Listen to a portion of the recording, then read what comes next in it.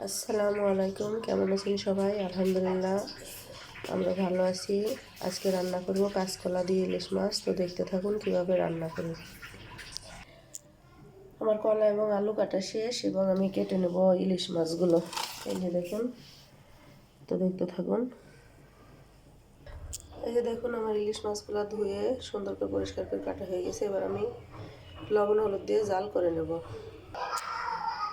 দিয়ে দিলাম অল্প পরিমাণ লবণ, হালকা করে উপর একটু তেল। এবার সুন্দর করে মাখিয়ে নেব।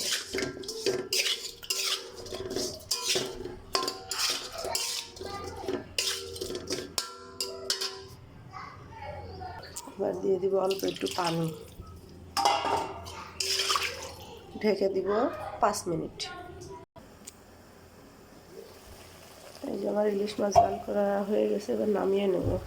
তো কড়াই দিয়ে দেবো পরিমাণ মতো সয়াবিন তেল। আর এখানে ঝাল, পেঁয়াজ, রসুন, কয়েকটা শুকনা মরিচ এবং জিরা ব্লেন্ড করে নিয়েছি, এগুলো দিয়ে দেব। এবার ভালোভাবে কষিয়ে নেব।